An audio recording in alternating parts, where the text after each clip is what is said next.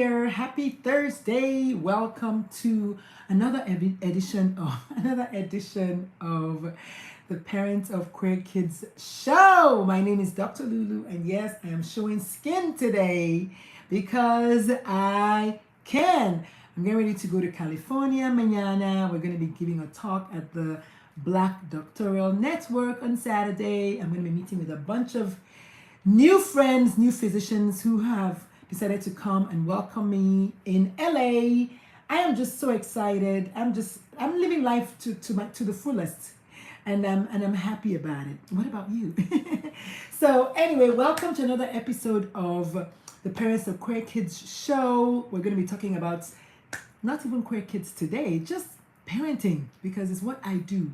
My name is Dr. Lulu. I am a board certified pediatrician and a certified parent life coach. I came up with that. I was like, yeah, that's what I am. I'm a parent life coach. So if you're a parent and you have some issues going on with your life, I'm your woman. Yes.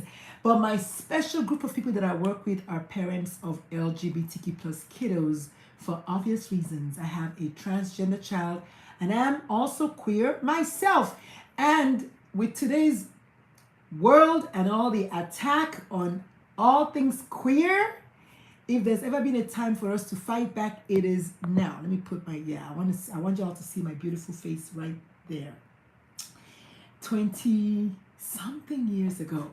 Okay, so today we're going to be talking about a topic that's really just kind of like been on my mind for the past like couple of weeks or maybe months since I started preparing for my third TEDx talk. If you don't know, yes, I have a third TEDx talk. Find it on the YouTube somewhere. Just type in my name. Uchenna Ume is my government name. You got to figure out the spelling yourself. And how to figure it out is you type in Dr. Lulu. I'm the most popular Dr. Lulu on the internet, and I'll tell you why. I get a phone call yesterday. I get an email. I had a phone call and an email, but I got an email yesterday from a lady called Genevieve, and she invited me to Ashley Judd's event. I'm like, Ashley Judd? I need to figure out why. And she blows my mind. She says, well, I was scouting the internet and I found you. I was looking for people who work in mental health and suicide. I'm like, what? And so I was invited to attend. Unfortunately, I will not be able to attend this time, but let me tell you something. It's going to happen. And we talked about other things, but my mind was blown. I was like, what? It's a thing. So keep doing what you're doing, needless to say. But today we're going to talk about a conversation that I had this morning with one of my new friends on LinkedIn. So what I've been doing since my birthday in March is having these conversations, LinkedIn conversations with people that I meet on LinkedIn. I guess average LinkedIn people. I don't know. There's something humans of LinkedIn. Yeah, let me put it that way. I didn't create that. Okay, I just know that it's the people that I've been having conversations with. And so this morning I had a conversation with a guy called Nathan Hill. Go check him out and follow his show that he's going to be doing soon. Nathan and I were talking. He lives in North Carolina. We kind of connected right away. First of all, we were on a show together on LinkedIn, the something show, show, Hotness Unleashed show. Yes, on LinkedIn. So go check that out. It is run by, oh my God, my memory. I don't know. I can't remember his name, but go check out the Hotness Unleashed show. We were together on that show. So we connected there. Then we had this meeting. We've been trying to meet and we finally met. And then we met the day we were supposed to meet. And this is what I'm learning recently. We're just listening to Jay Shetty's podcast right here on YouTube and reading some powerful books that are just kind of feeding my mind lately. Even as I still think crazy thoughts from time to time, I am giving myself permission to learn new things. And so I'm so excited because I had this conversation with Nathan. And let me tell you what I wrote down in my book. And I said, I'm going to write the title of this episode of Parents of Queer Kids show is, what do daughters, Chidi, my middle child, Peach, my eldest child, hospitality industry, my neighbors, green grass and rocks, tilted benches, I think, which is the name of Nathan's show, is the tilted bench. So tilted benches have to do with parenting a queer kid. And so basically it has to do with the word that we kind of talked about a lot today, was the word assumption. Assumption. What's an assumption? I dated a white guy once, the first and only white guy I've ever dated. Okay, let me rephrase that. I had sex with a white guy, the first white guy I ever had sex with, the only white guy I've ever had sex with. I wouldn't really call it a date, but it was, I guess, a couple of hookups at this point. And because I was just curious about what it's like to have sex with a white man. But oh well, I did it, and it was the same as having sex with any other kind of man, which is just crazy. But I digress. So I forgot where I was going with that. But so we had a conversation.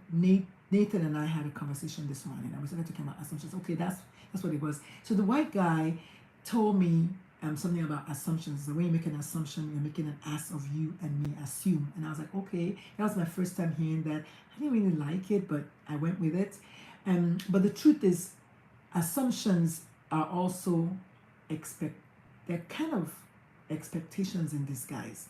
When you have an assumption that because your child is, I don't know, transgender, that means okay, maybe not always an expectation, but anyway, when you have an assumption, in a way is an expectation. But when you assume that because your child is gay because you did something, right, or your child is transgender because they did something, you know what I mean? Like you're assuming something, which means there's some degree of ignorance there, right? An assumption is really based on ignorance about something. So because you don't know, you're making an assumption. Yeah, that's a better one.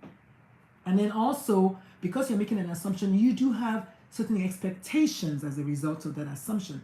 You're assuming that your child is gay because something that you did wrong, right?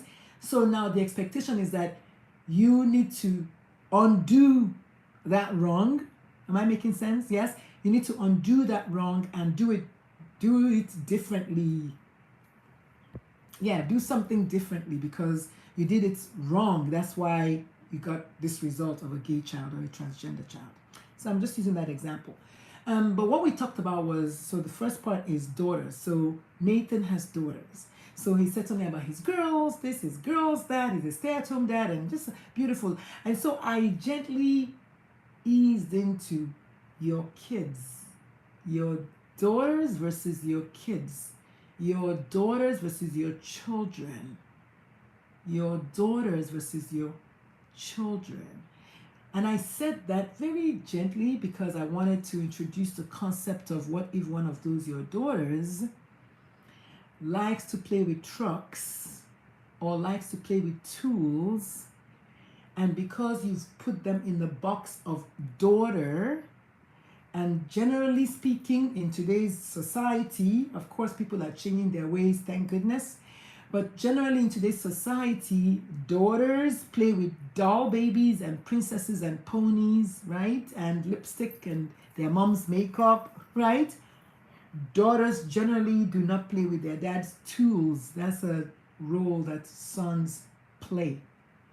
And so I was like, what about just going with your children and having no assumptions that they're all going to turn out the way you want them to, an expectation? What if you just go with the flow and let the children lead and let the children teach you who they are? And so we talked about that, and then my middle child is Chidi. I talked about how my middle child loved trucks, and the whole house was full of Thomas the Tank Engine, everything Thomas the Tank Engine.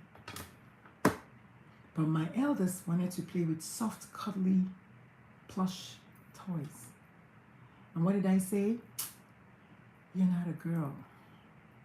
That's not the toys girls play with. Boys play with. You need to be playing with trucks and planes like your brother. I made an assumption. Turned out I was wrong, as you all know. Okay? And then I said hospitality industry because that's where Nathan used to work. And Nathan said he worked in that industry for years, multiple decades. And then it just wasn't working for him anymore. And now he wants to do something else. He wants to go back into counseling and therapy and all that, and a podcast and have conversations with coaches. Amazing, right? But then I said, okay, but if something is working already, why fix it, right? In my own case, I'm a physician, but in my own case, I quit medicine because it wasn't working anymore. So in his case, he quit hospitality industry because it wasn't working anymore. But for some people, if it's still working, I'm saying don't fix it. But if it's not working, then give yourself permission to change. And if that doesn't work, give yourself permission to change again and again and again. It's not the sentence you say to yourself, is what you make that sentence mean, is what we said about just being happy with your child the way they are. And I'm hot. I'm going to turn on my fan in a minute. A girl is 55 at her next birthday. So when those hot flashes come, they come. Okay? And I don't have my water here. Then my neighbors, I was taking my walk, I was exercising, and I kept showing him on one side of the street were rocks, and on the other side of the street were green lawns. Like that, my street, exactly that way. So I kept showing him, and I was talking about how, imagine some people have a yard that's very rocky, but the other people have a yard that is very, greeny. And the people that have the rocky yard, they're non-stop saying, oh my God, I want my yard to be green. I want to have green grass. Why can my grass not grow? Why do I have rocky grass? And maybe the people on the grassy side are saying, I want rocks because I want to make rocky, I'm an artist and I use rocks to make formations. I don't know, I'm just saying how these people on this side, rather than saying, okay, so my yard is rocky, what can I do with the rocks? And then Nathan said, you know what? I'm right, because his daughters will love, he said daughters, but I'm going to say his kids. But he said his daughters will love the rocks. They will love to explore and see what they can build with it. And they will just go crazy. And I was like, you see? And then obviously I don't know what the neighbors are saying. I just said it's possible that those neighbors on the side of the rocks are like, I hate my yard. We just for conversation's sake. And the neighbors on the side of the green grass like, I wish I had rocks. I don't want to have to water my yard, to water the grass, to pay the water bill. Which are true conversations that we have with ourselves. Oh, why can't I just have long curly hair? Why can't I just have gray hair already? Why do I have gray hair already? Why can't I just have, as opposed to, I have this child who wants to play with rocks, who wants to play with gravel, and the other child does not want to play with it, and that's, both of them are okay, and I'll just meet each child where they are. So if your child is gay, as opposed to why are you not straight, why don't you meet your gay child where they are? If your child is straight and not gay, and everybody else is gay, why don't you meet the straight child where they are? Okay, so that's kind of that conversation that we're having. Now, Tilted Benches, or Tilted Bench, is the name of Nathan's new talk show. So we talked about, he said, I thought he said tilted bitch, right? Where he said it's like based on the concept that the bench is just slightly tilted, and all you have to do is maybe sit on the tilted side, or maybe just touch it a little bit and it will straighten out. And then I said, without missing a beat, I said, or maybe because the bench is tilted, you tilt yourself and now the bench is straight. And he was like, I'm going to write that down. So I said, just don't forget to give a shout out to the person who was the idea, right? Just don't forget to give. He said, oh, of course I will. He said, whether he does or not, it was my idea and it came from me, and I'm proud of the fact that my brain was in alignment, and without skipping a beat, I said that. Okay, so that's what I want y'all to do, to just look at life as this is what I've been given. And I'm not saying I'm not guilty of this. I'm saying I'm a work in progress. I'm also just like you. I compare all the time. Oh, this person has such and such. Why don't I have that? This person doesn't have this. Why do I have it? And so on and so forth.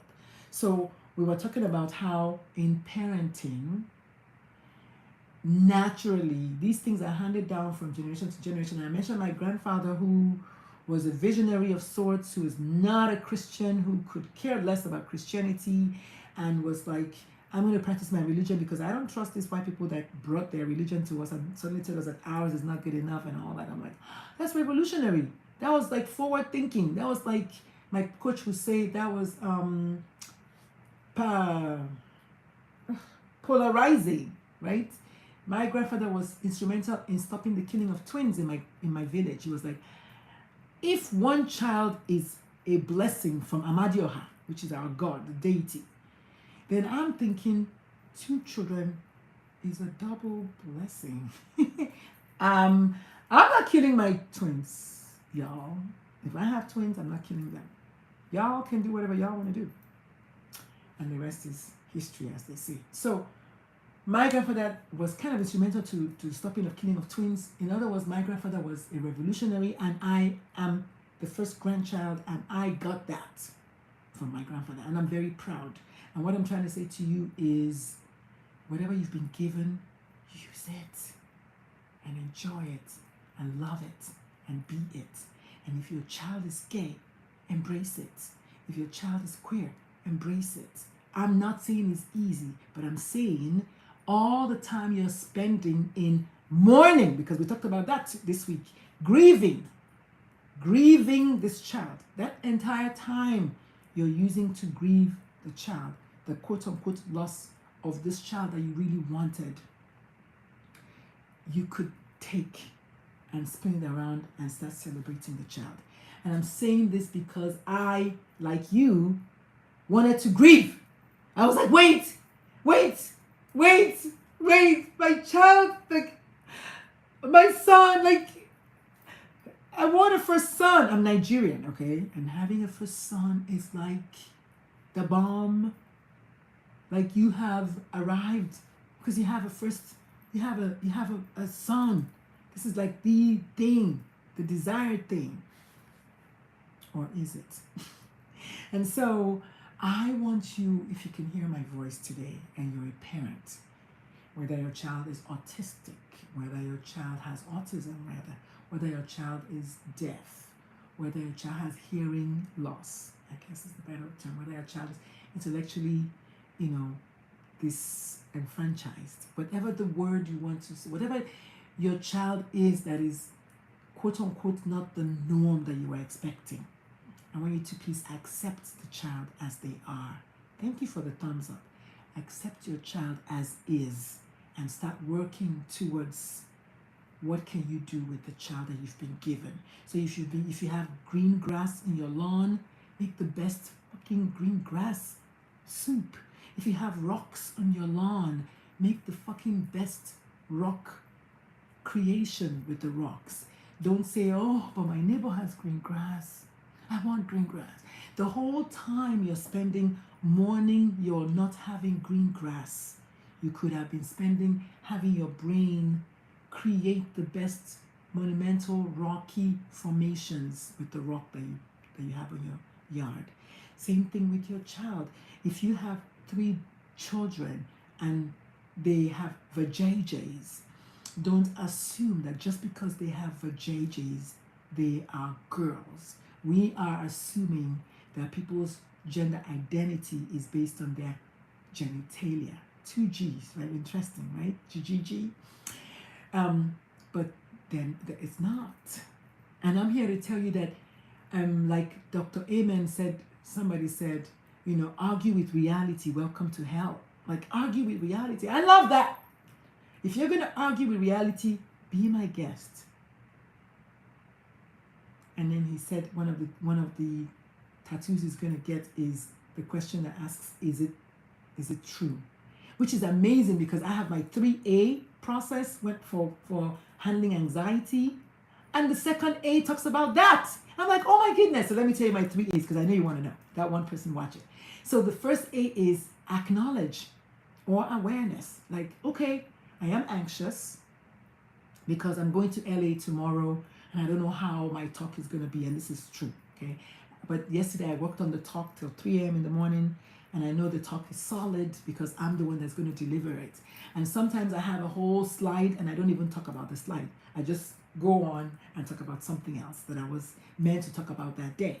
So I got these slides that are solid. I'm going to go today to Office Depot and not publish and print my worksheet and take a bunch of them with me. I'm going to take 30 worksheets with me because that costs money. But I'm welcoming all of that. I'm just welcoming the money I'm spending on my work, because this is why this lady found me on the internet and sent me an invitation to Ashley Judd's gig. Like, what? Let me tell you. It's only up from here. So I'm gonna go print those. But I was a little anxious yesterday, not anymore, because I was like, oh my God, the thing is not done. The talk is not flowing. I'm not putting the things I want to talk about. The talk is too political. Then my brain said, wait, but transgenderness has become political. So maybe you need a political talk. And I was like, phew. And that made me feel better right away. So I challenged my brain. I was like, but I just think it's too political. I want to talk about the soft, cuddly stuff. But being transgender is not soft and cuddly. But I was quick to remember that I needed to mention trans joy, which is celebrating transness. So I'm like, I have the talk that I need to give. My talk is ready, so bring it, right? Versus, oh, I'm anxious about this talk. Is it going to be okay? Is it not going to be okay? .com. Does that make sense? So you have been given a child who says, Mom, I'm gay. Mom, I'm bisexual. Mom, I'm questioning. I'm not sure if I'm straight or not. Rather than get all worked up like I did. Oh my God. What's my mama going to say? What's your nana going to say? What are my sisters going to say? The more I lean into this work that I've been given, the better I'm getting at it. Who'd have thought? So I want you to do the same thing. I want to give you permission to give yourself, I always say that, give you permission to give yourself permission. And if you have any questions, this one person watching, please type your question in the chat. There's a live chat. So please type your question if you have any. But give yourself permission.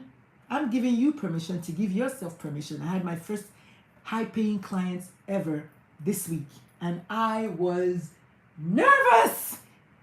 She doesn't know that she's my first client. I'll tell her next week. But she's my first solo high-paying client. The other ones are group, so they're not high-paying. I was like, what are we going to talk about? Oh my God, what if I can't help her? And then my brain was like, what if you can? But then I was like, but what if I can't? But what if you can?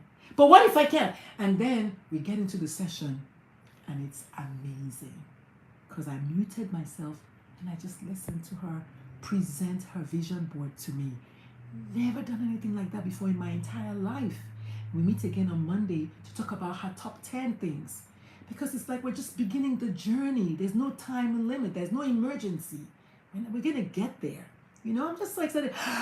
John! Oh my God! Hi! Welcome to the Parents of Queer Kids show. Thank you so much. Oh, yes, I said we're not talking about parenting queer kids. We're talking about parenting. And thank you, John. Yo, I'm blushing. If a girl could blush, I'm blushing. Let me act like those white people.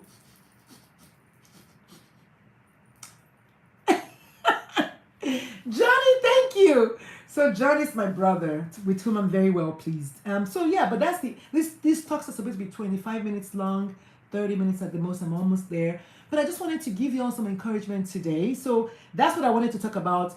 Daughters versus my middle child versus my eldest versus hospitality industry, my neighbors, green grass versus rocks, tilted benches. Let me talk about that a little bit. I wanted to say that for the tilted benches, that's a topic of this guy's talk show, is tilted bench. And I said, he was talking about how all you need to do is just tilt it a little bit and it's straightened back. And I said, or you could tilt your head and now the bench is suddenly straight, right? And what a beautiful world you get to see from a different angle. And I wrote about it on my post this morning, that if your child tells you, Mom, I'm transgender, or Mom, I'm gay, your world is literally tilted upside down, right? Turned on his head. I said, what if all you gotta do is learn how to do a headstand? So now you get to see a whole new world, right? Yes! So anyway, that's the talk I wanted to give you all this morning. Welcome to the Parents of Queer Kids show. Hit the subscribe button, share this video, tell one person about this channel, tell them to come subscribe. This is the best channel ever. John himself said this is amazing. Says I'm dropping jewels and wonderfully encouraging thoughts. You're very welcome, Johnny. Before I leave you, here are the 3 things that I'm working on for the next several weeks. The first one is my pivot book. I always do it this way. I have a big book I'm writing, and then I can't write it, and then I write it, and then I have a pivot book. So my pivot book is titled All About Your Black Transgender Child.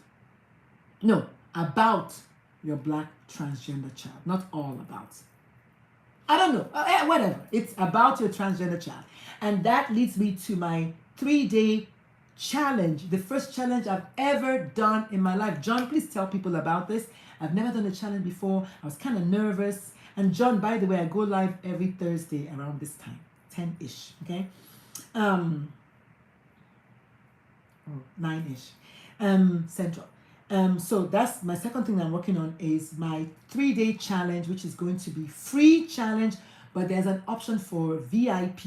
If you want to get a VIP, that's $97 to get the Zoom link to actually be in the Zoom room with me. Otherwise, we're just going to stream it into the Facebook group, which you can search and find, is titled About Your Child's Gender 3-Day Challenge. Something like that. You will see my beautiful face. You will see a globe. You see little people in it, and you see the writing. Then you know it's me. Just ask to join and I'll add you. That's number 2. The number 3 is this event that we're planning that is going crazy, because yesterday I got a phone call from the PFLAG president of Manhattan Beach. What? And I'm going to be talking to them in a couple of weeks. Can I just say, follow your dreams.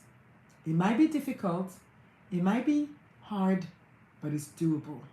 Follow your dreams. Do not be afraid of your dreams.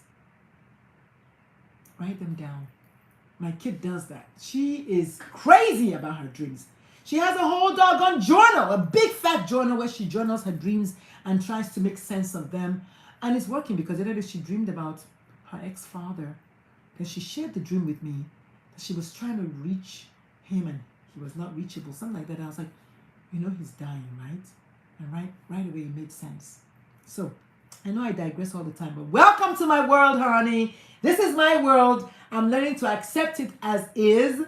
My dad told me a long time ago, he said, you know, I said, Daddy, but I'm not organized. I'm not an organized person. I'm not organized, because my dad is not organized. My mom is really organized. I was like, but I'm not organized. And my dad said, embrace it. Embrace your disorganization. That's it. Just embrace it. My room is not the most organized room. It's not a mess. But when my ex-wife lived here, it was much, much more organized. Thank you, second person watching. Today is not the most organized space, but it works for me. So what about you? What about your life do you need to start embracing yesterday? Because if it's your child is gay, your child is trans, your child has seizures, your ex is cheating, what is it about your reality that you don't want to accept? I'm asking you, accept it today, lean in, let go, and you just might be onto something. You just might be onto something. All right, I'll see you all next week. Don't forget to subscribe, follow me across social media platforms at Dr. Lulu Talk Radio. I love my LinkedIn, but it's just Dr. Lulu on there, I think. Uchenna Ume, Dr. Lulu, something. Find me. And stay tuned for my next book. It's going to be amazing. I'm writing it like voraciously because they asked me to write it, and I'm writing it. And then join the 3-day challenge. It's going to be all about your child's gender. We're going to talk about everything that has to do with gender. Come with your questions. I'm ready. Come with all of your concerns, all of your thoughts, any kind of question about parenting, period, because I'm a parent coach and I'm a pediatrician. And then if you'd like to join this 12-week program that I'm having that's going to be starting in June, I'm going to be selling it heavily during the challenge. And I think the last thing is the event that we're having also in June. So it was 4 things. The event is the first of its kind for parents of transgender, non-binary, and gender expansive youth. And let me tell you, let them keep coming. Let the politicians keep coming. You and I know that they don't even believe their own rhetoric. If you want to fight with the truth, fight with the truth. I'll see you in hell. All right, that's it. That's all I got. I'll see you all later. And thank you so much for hanging out with me, John. And thank you for the comments. P.S. Your child is waiting. All right. Peace, love, and soul. Bye.